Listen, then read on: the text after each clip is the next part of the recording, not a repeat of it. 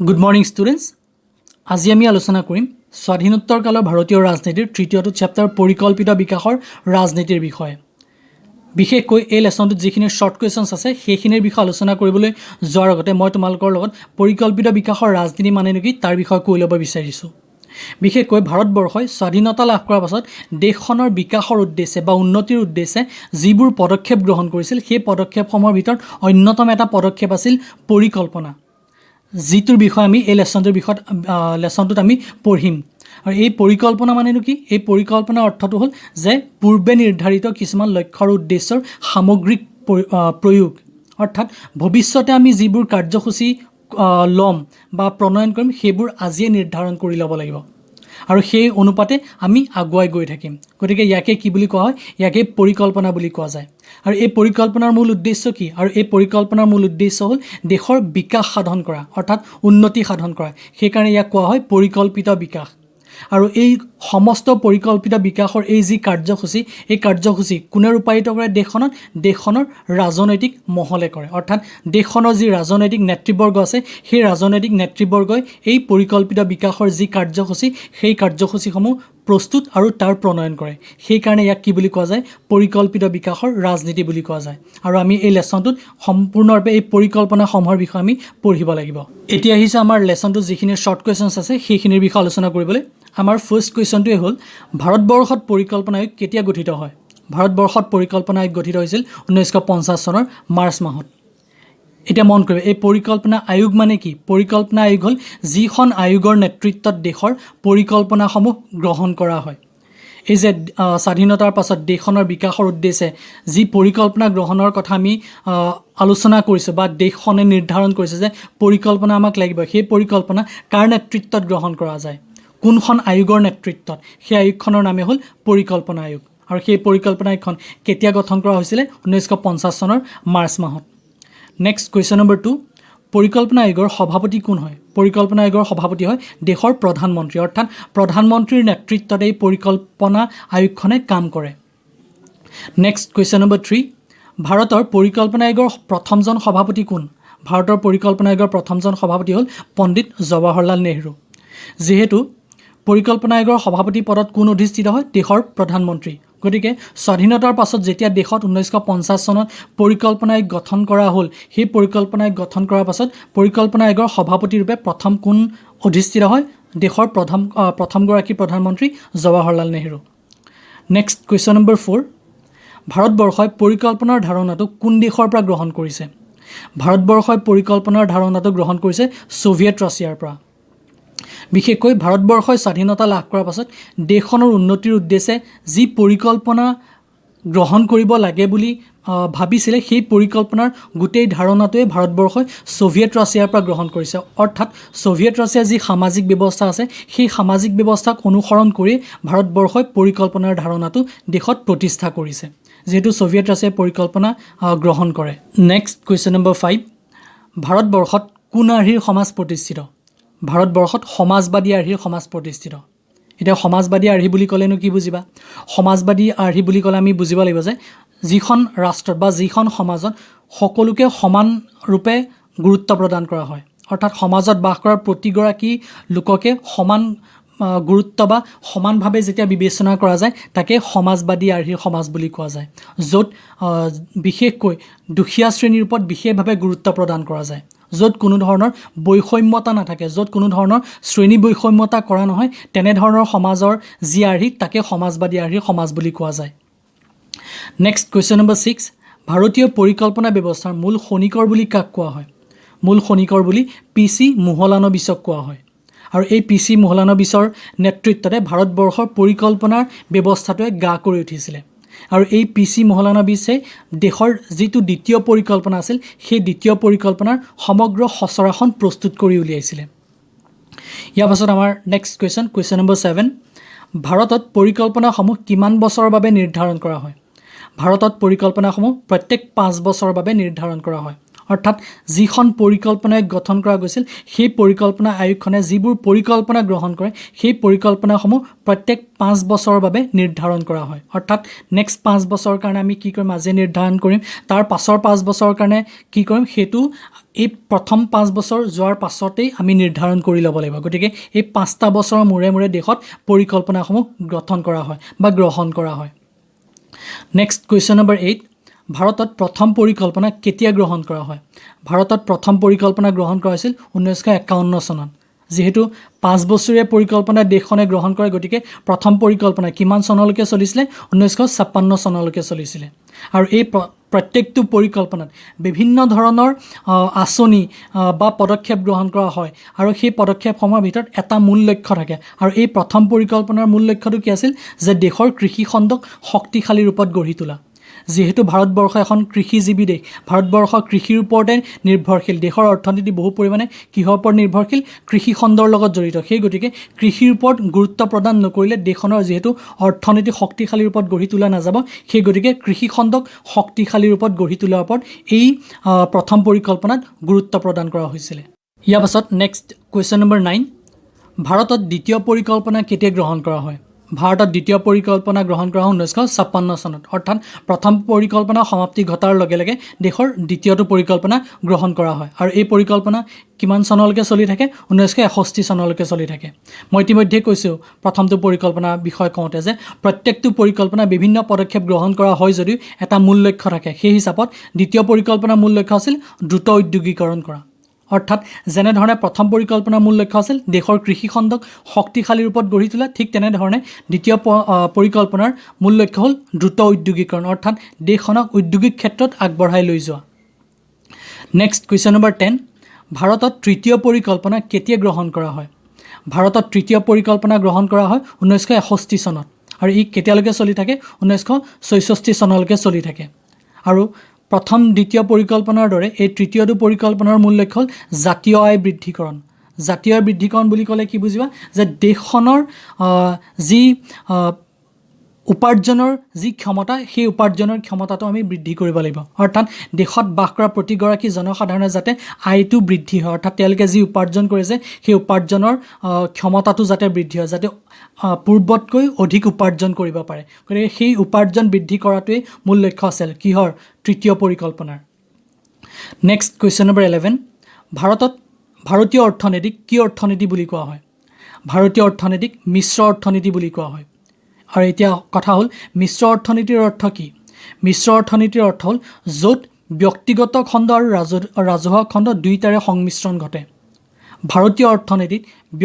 ৰাজহুৱা খণ্ড থকাৰ লগতে ব্যক্তিগত খণ্ডৰো চাহিদা আছে অৰ্থাৎ চৰকাৰে প্ৰতিষ্ঠা কৰা অনুষ্ঠান প্ৰতিষ্ঠানৰ লগতে ব্যক্তিগত খণ্ডত গঢ় লৈ উঠা অনুষ্ঠান প্ৰতিষ্ঠানকো সুবিধা যিহেতু দিয়া যায় সেই গতিকে ভাৰতীয় অৰ্থনীতিক কি অৰ্থনীতি বুলি কোৱা যায় মিশ্ৰ অৰ্থনীতি বুলি কোৱা হয় নেক্সট কুৱেশ্যন নম্বৰ 12 বেংকসমূহৰ ৰাষ্ট্ৰীয়কৰণ কেতিয়া কৰা হয় বেংকসমূহৰ ৰাষ্ট্ৰীয়কৰণ কৰা হয় 1969 চনত আৰু প্ৰথম অৱস্থাত 14টাকৈ বেংক ৰাষ্ট্ৰীয়কৰণ কৰা হৈছিলে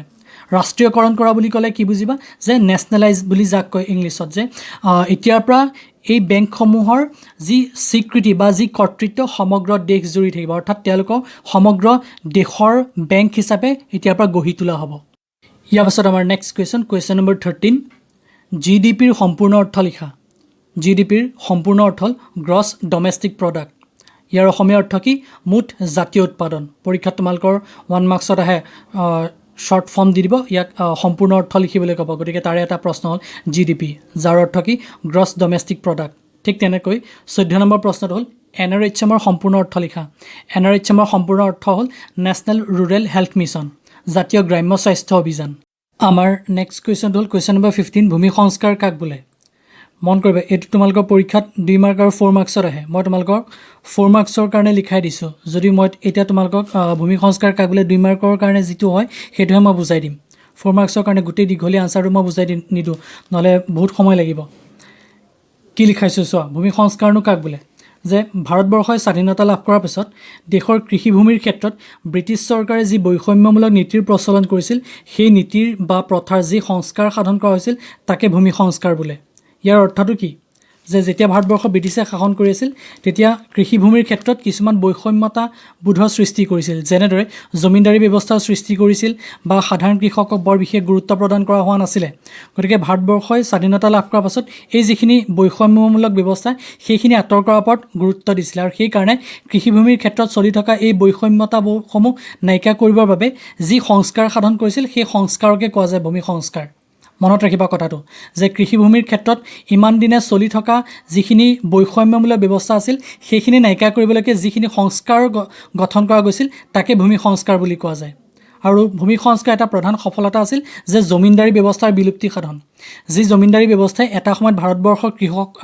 কৃষকসকলক জুৰুলা কৰি পেলাইছিলে মানে কি দুৰ্বল কৰি পেলাইছিলে কাৰণ সেই সময়ছোৱাত কৃষকৰ হাতত খেতি কৰিবলৈ পৰ্যাপ্ত পৰিমাণে ধন নাছিল গতিকে খেতি কৰিবলৈ সিহঁতে কি কৰিছিলে জমিনদাৰৰ হাতৰ পৰা ঋণ লৈছিলে আৰু ঋণ পৰিশোধ কৰিব নোৱাৰাৰ ফলস্বৰূপত জমিনদাৰসকলে কৃষকসকলক তেওঁলোকৰ খেতি মাটি ঘূৰাই দিয়া নাছিলে গতিকে এই যি জমিনদাৰী ব্যৱস্থাই ভাৰতবৰ্ষৰ কৃষি ক্ষেত্ৰখনক খাই পেলাইছিল গতিকে এই জমিনদাৰী ব্যৱস্থাটো যদি আঁতৰ কৰিব পৰা নাযায় তেন্তে ভাৰতবৰ্ষৰ কৃষি ব্যৱস্থাৰ উন্নতি সাধন নহ'ব সেইকাৰণে এই জমিনদাৰী ব্যৱস্থাৰ বিলুপ সাধনৰ ওপৰত গুৰুত্ব প্ৰদান কৰা হৈছিলে ইয়াৰ পাছত আমাৰ নেক্সট কুৱেশ্যন নম্বৰ 16 ভাৰতত সেউজ বিপ্লৱৰ সূচনা কেতিয়া হয় সেউজ বিপ্লৱৰ সূচনা হৈছিল 1960ৰ দশকত এই প্ৰশ্নটো মনত ৰাখিবা 1 মাৰ্কছৰ কাৰণে খুব আহে যে সেউজ বিপ্লৱৰ সূচনা কেতিয়া হৈছিল 1960ৰ দশকত বা 1960 চনৰ পাছত এতিয়া কথাটো হ'ল সেউজ বিপ্লৱ মানে কি মই প্ৰশ্নটো আনা নাই তথাপিও মই বুজাই দিওঁ সেউজ বিপ্লৱ হ'ল ভাৰতবৰ্ষৰ কৃষিভূমিৰ উন্নতি সাধনৰ উদ্দেশ্যে যিসমূহ নতুন বৈজ্ঞানিক ব্যৱস্থা গ্ৰহণৰ যিটো পদ্ধতি সেই পদ্ধতিটো কোৱা হয় সেউজ বিপ্লৱ ভুল নকৰিবা সেউজ বিপ্লৱ মানে কি ভাৰতবৰ্ষৰ কৃষি ব্যৱস্থা আধুনিক কৰি তুলিবৰ উদ্দেশ্যে যিবোৰ নতুন সা সঁজুলিৰ দৰকাৰ যি বিজ্ঞানসন্মত ব্যৱস্থাৰ দৰকাৰ সেই নতুন সা সঁজুলি আৰু বিজ্ঞানসন্মত ব্যৱস্থাৰে জৰিয়তে কৃষিভূমি উন্নতি কৰাৰ যিটো পদ্ধতি বা যি আঁচনি সেই আঁচনিখনক কোৱা হয় সেউজ বিপ্লৱ গতিকে এই কেতিয়া সূচনা হৈছিল 1960ৰ দশকত সূচনা হৈছিলে নেক্সট কুৱেশ্যন নম্বৰ 17 সেউজ বিপ্লৱৰ পিতৃ বুলি কাক কোৱা হয় সেউজ বিপ্লৱৰ পিতৃ বুলি নৰ্মান বৰলাউগক কোৱা হয় নৰ্মান বৰলাউগ সমগ্ৰ বিশ্বৰ সেউজ বিপ্লৱৰ পিতৃ মনত ৰাখিবা নেক্সট কুৱেশ্যন নম্বৰ 18 ভাৰতত সেউজ বিপ্লৱৰ পিতৃ বুলি কাক কোৱা হয় ভাৰতত সেউজ বিপ্লৱৰ পিতৃ বুলি MS স্বামীনাথনক কোৱা হয় দুইটা কুৱেশ্যন মনত ৰাখিবা 17 18 যে সেউজ বিপ্লৱৰ পিতৃ বুলি যদি সুধিছে তেতিয়া নৰ্মান বৰলাউগ হ'ব আৰু যদিহে ভাৰতত সেউজ বিপ্লৱৰ পিতৃ কাক সোধে তেতিয়া MS স্বামীনাথন হ'ব ভুল নকৰিবা উল্টা পুল্টা কৰি নিদিবা নেক্সট কুৱেশ্যন নম্বৰ 19 কৃষিজাত সামগ্ৰীৰ মূল্য নিৰূপণ আয়োগ কেতিয়া গঠিত হয় 1965 চনত ইয়াৰ অৰ্থটো কি যে কৃষিজাত সামগ্ৰী যি কৃষি খণ্ডৰ জৰিয়তে যিবোৰ সামগ্ৰী উৎপাদিত হ'ব তাৰ সঠিক মূল্য নিৰূপণ কৰি দিয়া গৈছে যাতে কোনো ধৰণৰ বেমেজালি বা দুৰ্নীতি যাতে সূচনা নহয় নেক্সট 20 নম্বৰ কুৱেশ্যন ভাৰতবৰ্ষৰ দুগ্ধ মানৱ বুলি কাক কোৱা হয় উত্তৰ হ'ব Varghese Kurien next question number 21 ভাৰতত অৰ্থনৈতিক সংস্কাৰ কাৰ্যসূচী কেতিয়া গ্ৰহণ কৰা হয় উত্তৰটো হ'ব 1991 চনত অৰ্থাৎ 1991ত ভাৰতবৰ্ষৰ অৰ্থনৈতিক সংস্কাৰ কাৰ্যসূচী গ্ৰহণ কৰা হৈছিলে অৰ্থনৈতিক সংস্কাৰ মানে কি যে স্বাধীনতাৰ পাছৰ পৰা ভাৰতবৰ্ষৰ যি অৰ্থনৈতিক ব্যৱস্থাৰ মাজেৰে পৰিচালিত হৈছিল সেই অৰ্থনৈতিক ব্যৱস্থাৰ পৰিৱৰ্তন সাধন তাকে কৈছে অৰ্থনৈতিক সংস্কাৰ আৰু এই অৰ্থনৈতিক সংস্কাৰ কেনেধৰণে হৈছে অৰ্থনৈতিক সংস্কাৰ সংঘটিত হৈছে ভাৰতবৰ্ষত ব্যক্তিগত খণ্ডৰ সংযোজনৰ জৰিয়তে কাৰণ 1991ৰ আগত ভাৰতবৰ্ষত কেৱল মাত্ৰ ৰাজহুৱা খণ্ডহে আছিল ৰাজহুৱা খণ্ড বা যাক চৰকাৰী খণ্ড বুলি কোৱা যায় গতিকে সেই ৰাজহুৱা বা চৰকাৰী খণ্ডৰ লগতে এতিয়া কিহৰ সংযোজন ঘটিছে ব্যক্তিগত খণ্ডৰ সংযোজন ঘটিছে গতিকে তাকে কয় অৰ্থনৈতিক সংস্কাৰ কেতিয়া হৈছিল 1991 চনত আৰু সেই সময়ছোৱাত ভাৰতবৰ্ষৰ প্ৰধানমন্ত্ৰী কোন আছিলে PV নৰসিংহ ৰাও আৰু বিত্তমন্ত্ৰী কোন আছিলে ডক্টৰ মনমোহন সিং অৰ্থাৎ বিত্তমন্ত্ৰী ডক্টৰ মনমোহন সিঙৰ সময়ছোৱাত আৰু প্ৰধানমন্ত্ৰী PV নৰসিংহ ৰাওৰ দিনত ভাৰতবৰ্ষত 1991 চনত অৰ্থনৈতিক সংস্কাৰ কাৰ্যসূচী গ্ৰহণ কৰা হৈছিলে ইয়াৰ পাছত আমাৰ নেক্সট কুৱেশ্যন নম্বৰ 22 বৰ্তমানলৈ কেইটা পৰিকল্পনাৰ সমাপ্তি ঘটিছে বৰ্তমানলৈ মুঠ 12টা পৰিকল্পনাৰ সমাপ্তি ঘটিছে আৰু এই 12 নম্বৰ পৰিকল্পনাটো কেতিয়া শেষ হৈছে 2017 বৰ্ষত শেষ হৈছে মনত ৰাখিবা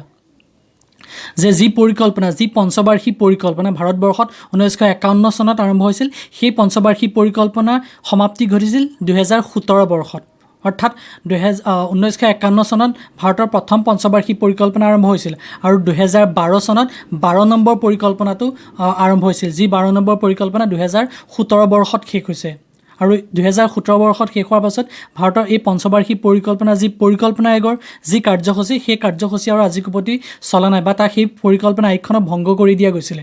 কিয় ভংগ কৰি দিলে নেক্সট কুৱেশ্যনটোত আমি আলোচনা কৰিম আমাৰ নেক্সট কুৱেশ্যন নম্বৰ 23 বা আজিৰ ভিডিঅ'ৰ লাষ্টৰ কুৱেশ্যনটো হ'ল বৰ্তমান পৰিকল্পনা আয়োগৰ সলনি কি গঠন কৰা হৈছে উত্তৰ হ'ল বৰ্তমান পৰিকল্পনা আয়োগৰ সলনি নীতি আয়োগ গঠন কৰা হৈছে আৰু ই গঠিত হৈছে 2015 চনৰ 1 জানুৱাৰী তাৰিখে মন কৰিব 1950 চনত যি পৰিকল্পনা আয়োগ গঠন কৰা হৈছিল আৰু যি পৰিকল্পনা আয়োগে 1951 চনৰ পৰা নিজৰ কাৰ্য আৰম্ভ কৰিছিল সেই পৰিকল্পনা আয়োগখনক 2017 বৰ্ষত ভংগ কৰি দিয়া গৈছিলে অৰ্থাৎ 12 নম্বৰ যিটো পৰিকল্পনা যিটো 2012 চনত আৰম্ভ হৈছিল সেই 2017ত শেষ হৈ যোৱাৰ লগে লগে গোটেই পৰিকল্পনা আয়োগখনক ভংগ কৰি পেলাই তাৰ ঠাইত 2015 বৰ্ষৰ 1 জানুৱাৰী তাৰিখে নতুন আয়োগ এখন গঠন কৰা গৈছিল যাৰ নাম কি আছিল নীতি আয়োগ অৰ্থাৎ এতিয়াৰ পৰা ভাৰতবৰ্ষত পৰিকল্পনা আয়োগৰ সলনি নীতি আয়োগে পৰিকল্পনাসমূহ গ্ৰহণ কৰে বা কাৰ্যসূচীসমূহ বা পদক্ষেপসমূহ গ্ৰহণ কৰি আহিছে এতিয়া কথাটো নীতি আয়োগৰ নীতিৰ ফুল ফৰ্মটো কি নীতিৰ ফুল ফৰ্মটো হ'ল national institution for transforming India মনত ৰাখিব এইটো শ্বৰ্ট নোট আহে যে শ্বৰ্ট ফৰ্মত সোধে যে NITIৰ ফুল ফৰ্মটো লিখা তেতিয়া সম্পূৰ্ণ অৰ্থটো কি হ'ব national institution for transforming India গতিকে আজি আমাৰ ভিডিঅ'টো ইমানখিনি আছিল এইখিনি কুৱেশ্যনে মই ভাবোঁ থাৰ্ড চেপ্টাৰৰ পৰা ইম্পৰ্টেণ্ট হয় তোমালোকৰ ফাইনেল পৰীক্ষাৰ কাৰণে নেক্সট ক্লাছত মই তোমালোকৰ সৈতে 4 নম্বৰ লেচনটো আলোচনা কৰিম 4 নম্বৰ লেচনটো ভাৰতৰ বৈদেশিক সম্পৰ্ক তাৰ যিখিনি শ্বৰ্ট কুৱেশ্যনছ আছে সেইখিনিৰ বিষয়ে আলোচনা কৰিম পাৰিলে এবাৰ লেচনটো পঢ়ি ল'বা তাৰ লগতে এই যি 3টা ভিডিঅ' আগবঢ়ালোঁ যি 3টা চেপ্টাৰ সেইখিনি আকৌ এবাৰ চাবা ক'ৰবাত যদি কিবা সুধিবলগীয়া থাকে মোক সুধিবা এতিয়ালৈকে কোনো এটাও ডাউটছৰ কথা কোৱা নাই এজন বা দুজনে জনাইছে বা তাৰ বাদে বাকীখিনি এতিয়ালৈকে জনোৱা নাইকিয়া গতিকে আকৌ এবাৰ চাবা মই জানো ক'ৰবাত নহয় ক'ৰবাত কিবা নহয় এতিয়াও খোকোজা ৰৈ গৈছে তোমালোকৰ গতিকে আজিলৈ বাৰু সামৰিছোঁ ধন্যবাদ